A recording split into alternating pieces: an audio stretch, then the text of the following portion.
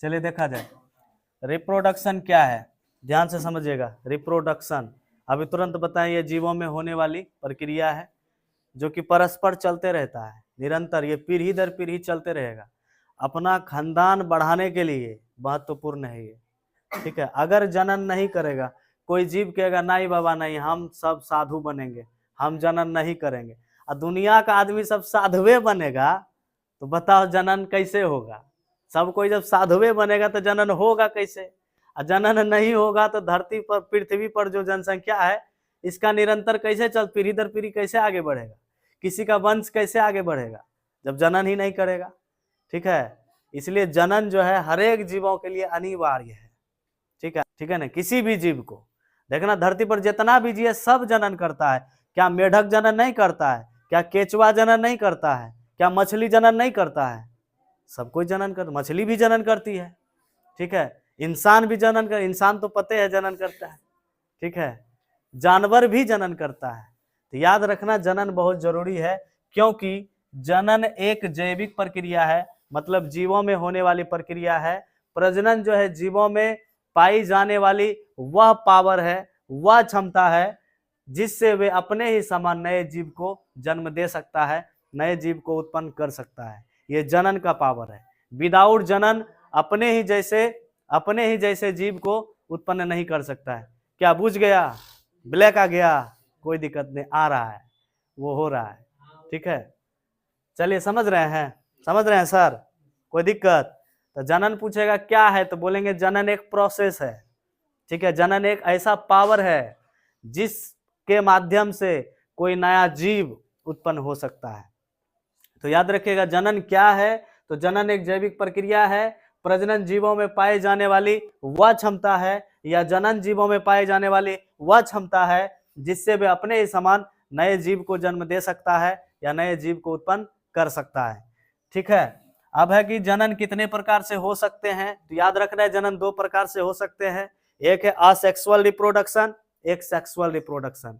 Asexual reproduction माने अलैंगिक जनन, और सेक्सुअल रिप्रोडक्शन माने लैंगिक जनन।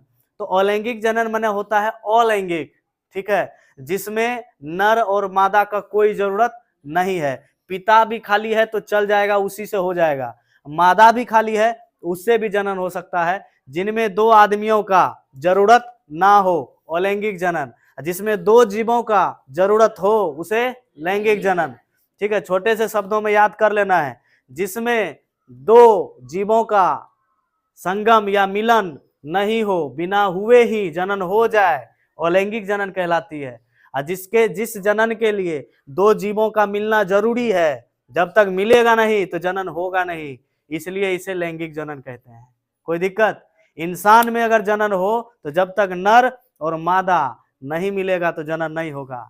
जब तक मम्मी पापा नहीं मिलेगा तो तुम हुआ था रे, मिला तब न हुआ, तब ना ही सुंदर सुंदर ओठ नाक कान हुआ है, तो बिना मिले नहीं हो सकता है।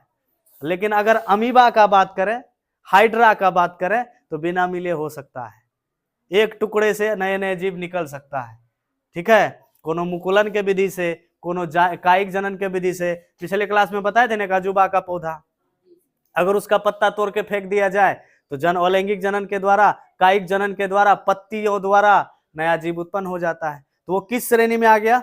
अलैंगिक जनन। कोई दिक्कत? अब देखिए प्रजनन दो प्रकार के होते हैं। एक अलैंगिक प्रजनन हो गया, या जनन बोलिए, जनन प्रजनन बस एक ही बात है, ठीक है। इसको इंग्लिश में असेक्सुअल रिप्रोडक्शन, ठीक है। इंग्लिश भी याद रखना है साथ ही साथ। कौन कहता है कि इंग्लिश काम नहीं आता है? इंग्लिश का बहुत काम है, ठीक है। अगर हिंदी हमारी राष्ट्रभाषा है तो इंग्लिश भी अंतरराष्ट्रीय भाषा है। साइंस के लिए इंग्लिश बेहद जरूरी है, ठीक है ना। तो दोनों वर्ड याद रखिएगा, क्योंकि बिहार बोर्ड में एक बार हम लोग पढ़ाए थे अंगुला छिपी क्या है, तो पूछ दिया था फिंगर प्रिंटिंग क्या है।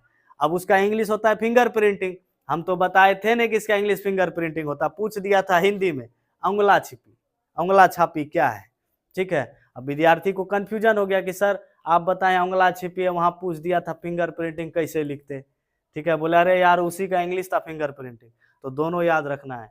साइंस है ना भैया, कहाँ से इंग्लिश दे देगा, कहाँ से हिंदी देगा, कोई ठीक नहीं है। दोनों बात याद रखना है। समझ गए सर? ठीक है, लग तो रहे जम्मू कश्मीर से आए हैं अभी तुरंत तुरंत। कि साइंस को जिसको समझ में नहीं आता, साइंस को अच्छे से समझिए, ध्यान दीजिएगा तो जरूर समझ में आएगा। ठीक है, क्यों नहीं समझ में आएगा? साइंस को पटा लो, जैसे लड़की पटाता है ना, वैसे साइंस को पटा लो और इसको बोलो एकदम जुनून के साथ कि अगर तुम मुझे न चाहो तो कोई बात नहीं।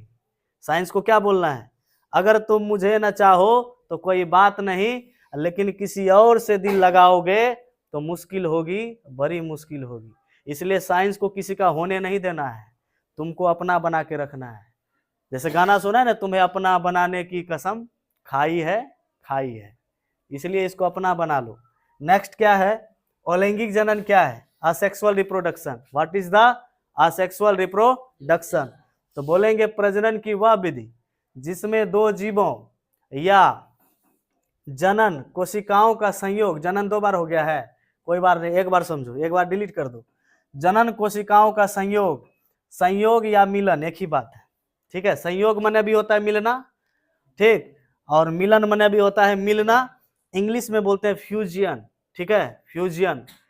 तो जिसमें संयोग या मिलन हुए बिना ही नए जीव अपने ही समान, ठीक है, कोई जीव यहाँ पे छूट गया है, कोई जीव अपने ही समान जीवों को उत्पन्न करते हैं, इसी को क्या कहते हैं? अलैंगिक जनन। अब वही बात हम ठीक ढंग से लिखे हैं यहाँ पर कि प्रजनन का वैसा विधि, वैसा मेथड जो जिसमें दो जीवों अथवा जनन कोशिकाओं का संयोग। अब है जनन कोशिका क्या है? तो जनन करने के लिए कुछ कोशिका काम आता है। जैसे महिला के पास कौन सा कोशिका रहता है?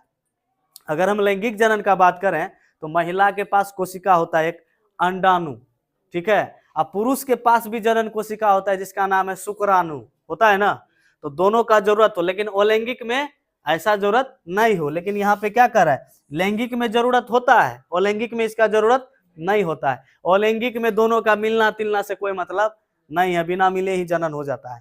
तो यहाँ पे वही बात लिखा है, कोशिकाओं का संयोग या मिलन हुए बिना ही कोई जीव अपने ही समान जीवों को उत्पन्न कर देता है, उसी को अलैंगिक जनन कहते हैं। और याद रखना, अलैंगिक जनन जब किसी जीव में होता है तो जस्ट जैसा है वैसा ही संतान होता है। अगर मातृ उसको बोला जाता है मातृ, माने माता के समान ही होता है, पेरेंट के समान, माता पिता के समान। अलैंगिक जनन में माता पिता तो होता नहीं है, बोले ना एक जनक होता है, एक ही जनक से हो जाता है, और उसका जो संतान होगा अलैंगिक जनन द्वारा, तो उसका जो पेरेंट है, पेरेंट मतलब गार्जियन, उसका जो पेरेंट जस्ट हूबहू वैसा ही होगा, वैसा ही आकार होगा, वैसा ही आकृति होगा, वैसा ही सब कुछ होगा। इसीलिए याद रखना, अलैंगिक जनन एक जनकीय होता है, अलैंगिक जनन 2 जनकीय होता है। एक जनकीय माने इसमें 1 गो जनक रहेगा, जनन हो जाएगा। 2 जनकीय मतलब इसमें 2 गो जनन रहेगा, तभी जनन होगा। बात समझ में आ रहा है कि नहीं? अब देखिए, यह प्रजनन केवल निम्न श्रेणी के जीवों में पाई जाती है। छोटे छोटे श्रेणी के जीवों में, जो छोटे छोटे कोई भी जीव या जो जीव छोटे श्रेणी में आते हैं, छोटे छोटे जीवों में अलैंगिक जनन होता है। जैसे याद रख सकते हैं अमीबा, ये ईस्ट, ठीक है, उसके बाद कुछ सूक्ष्म जीव, समझ में आ गया कि नहीं? तो अलैंगिक जनन जब भी होगा निम्न श्रेणी के जीवों में पाया जाता है या होता है। कोई दिक्कत? अब इस प्रजनन से उत्पन्न संतान आकार के, अभी तुरंत बताए ना, उसका आकार जो होगा डायरेक्ट किसके तरह? पेरेंट के तरह होगा। कैसे? पेरेंट के तरह होगा, रूप से एवं आनुवांशिक रूप से मातृ के समान होता है। माना बिल्कुल हर कुछ उसका किससे मिलेगा? मातृ का। अगर अमीबा का बचवा हुआ तो अमीबा का बचवा का गुण जो मिलेगा हूबहू अमीबे के तरह मिलेगा। ठीक है, लेकिन लैंगिक जनन में क्या हो सकता है? तुम लोग ही अगर 2-3 गो भाई होगा तो देखना, किसी का गुण मम्मी पे गया होगा, किसी का गुण पापा पे गया होगा। जैसा हमारा शरीर जो है मम्मी पे गया है, पेट उठ चुतर उतर किस पे गया है? मम्मी पे। और किसी भाई का किस पे गया है? पापा पे। और किसी भाई का किसी पे गेबे नहीं किया है। ठीक है, तो ये क्या हो गया? अलैंगिक जनन में। तो अलैंगिक जनन में याद रखना क्या है कि अलैंगिक जनन में क्या याद रखना है कि इसमें जो होगा संतान हुबहू अपने पेरेंट के समान। लेकिन लैंगिक जनन में विभिन्नताएं भी हो सकती है। लैंगिक जनन में हो सकता है पेरेंट के समान ना भी हो। ऐसा मत कहना कि वो इसका बेटा नहीं है, वो उसी का है। तुम लड़ाई मत करने लगना। पड़ोसी से अगर मैच कर गया झगड़ा मत करना कि पड़ोसी पे मैच कर रहा है। ठीक है, अपनी वाइफ से पूछना कि हमरे है ना, अगर बोल दिया हाँ जी आप ही का है तो लड़ाई झगड़ा नहीं करना है, ठीक है। लैंगिक जनन में ये होता है, दूगो तुम्हरे में मिल गया, एक तो नहीं मिला तो इन्हें समझना वो अपवाद में है, वो भी तुम्हारा ही है। विभिन्नताएं होती है, लेकिन अलैंगिक में क्या होता है, अनुवांशिक भी एकदम पेरेंट की तरह, उसका आकार भी पेरेंट की तरह बिल्कुल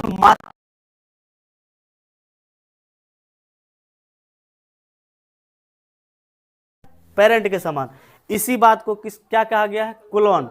और हर एक जीव में अगर क्लोन होता है, प्रत्येक क्लोन को रेमेट कहा जाता है, ठीक है, लिखे होंगे कहीं। प्रत्येक क्लोन को क्या कहा जाता है, रेमेट।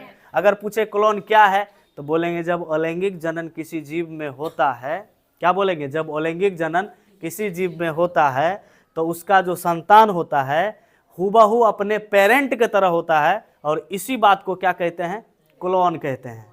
और प्रत्येक क्लोन को रेमेट कहा जाता है, हर एक क्लोन को रेमेट कहा जाता है। प्रत्येक मतलब हर एक क्लोन को क्या कहा जाता है, रेमेट कहा जाता है। नेक्स्ट याद क्या रखना है, अलैंगिक जनन की कुछ तो विशेषताएं होगी ना, इसका कुछ तो विशेषताएं होगी। विशेषताएं को इंग्लिश में क्या बोलते हैं, characteristics of asexual reproduction. Characteristics, इसका स्पेलिंग याद रखना है, CHARACTERISTICS, ठीक है। स्पेलिंग भी नहीं भूलना है भैया, याद रखना है, समझे। इसके बाद विशेषताएं में देखिए, पहला यह एक जनकीय होती है, यह एक जनकीय, अभी तुरंत न बताएं, अलैंगिक एक जनक वाला, एक ही जनक से इसमें जनन हो जाता है। एक जनकीय मतलब बाप रहे या माँ रहे कोई मतलब नहीं, जनन होगा तो होगा, ठीक है। इसमें जरूरत नहीं है पप्पा है तो मम्मी होना है, और मम्मी है तो पप्पा होना है, ये कल्लो चल जाता है, समझ में आ गया। इसके बाद इसमें युग्मकों का संलयन नहीं होता है। युग्मकों का संलयन मतलब माता पिता का मिलना जरूरी नहीं होता है। दो आदमियों का संलयन बना होता है, मिलना, दो आदमी का मिलना जरूरी नहीं होता, बिना मिले ही जनन हो जाता है। और इसमें जो होता है अर्धसूत्री विभाजन नहीं होता है। अगर पूछा जाए क्या अलैंगिक जनन में अर्धसूत्री विभाजन होता है क्या, तो बोलेंगे नहीं। तो कौन सा विभाजन होता है, समसूत्री विभाजन। अर्धसूत्री विभाजन किसमें होता है, मनुष्य में, ठीक है। और भी कई सारे जीव है जिसमें अर्धसूत्री विभाजन होता है, गुणसूत्र का विभाजन होता है, लेकिन इसमें नहीं, क्योंकि हूबहू आ रहा है ना रिजल्ट, जो पेरेंट है वही आ रहा है, तो इसे समसूत्री विभाजन कहते हैं। कोई दिक्कत, इंसान में कौन सा विभाजन, अर्धसूत्री, ठीक है। जिसमें माता पिता का होना जरूरी है उसमें अगर विभाजन होगा गुणसूत्र में तो कौन सा, अर्धसूत्री। लेकिन अलैंगिक जनन वाला में कौन सा विभाजन, समसूत्री विभाजन होता है। और यह जनन की तीव्र विधि है। तीव्र मतलब यह जल्दी से हो जाता है, लेकिन जैसे इंसाने है लैंगिक जनन में जल्दी से नहीं होता है। अब मान लो हाथी है, अब हाथी जब प्रेग्नेंट हुई तो उसको कितना दिन में बच्चा होगा, 22 महीना का समय लगता है, क्योंकि लैंगिक वाला है ना, टाइम तो लगेगा। इंसान है तो कितना महीना लगेगा, 9 महीना लगेगा, टाइम लगेगा ना, लैंगिक है ना। लेकिन अलैंगिक में ऐसा कुछ नहीं, धाए धाए धाए धाए हो जाता है, ठीक है, इसमें धाए धाए हो जाता है। बोलिए समझ में आया, कोई दिक्कत नहीं ना। एक को बात अगर नहीं बुझाया तो बोलिए, अभी तुरंत बुझा देंगे, ठीक है। बोलिए, आपको, आप तो पुराने हैं, आपको सर, आपको समझ में आइए, समझ में आ गया ना।